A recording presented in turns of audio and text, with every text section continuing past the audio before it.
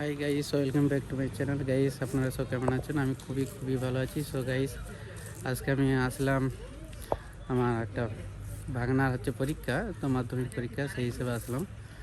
তো এখানে পরীক্ষা সেন্টারে এসেছি, আমার বাড়ি থেকে প্রায় নেই করে 1.5 ঘন্টা দূর রাস্তা।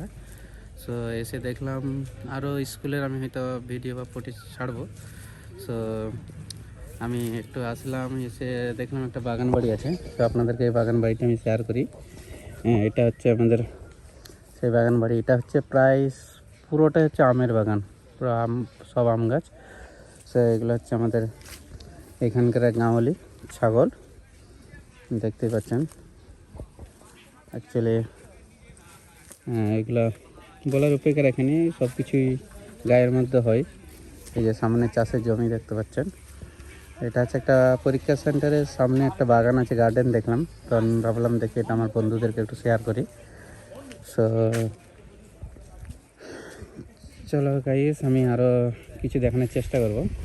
যদি ওখানে আমাদের যে ভাগনা, সে ভাগনার হচ্ছে মাস্টার, বলেন কিছু বলেন, কেমন কি আজকে, মানে আজকে মাধ্যমিক পরীক্ষা সেন্টার পড়েছে এখানে, আপনি সেই উপলক্ষে এসেছেন।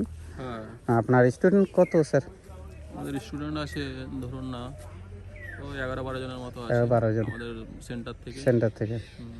সো পরীক্ষার্থীদের জন্য কিছু জানান, কেমন শুভেচ্ছা? আগে থেকেই মোটামুটি শুভেচ্ছা ওদেরকে দেওয়া হয়েছে, এবং আমাদের সেন্টারের পক্ষ থেকে ওদেরকে মানে একটা সামান্য একটা অনুষ্ঠানের মতো করে মানে একটা বিদায় দেওয়া হয়েছে। বিদায় দেওয়া হয়েছে। আচ্ছা। আজকে আমি নিজে আমাদের সেন্টারের মানে হেড যেহেতু, সেই জন্য আমি নিজেই আজকে এসেছি ছাত্রদের এখানে সেন্টারকে।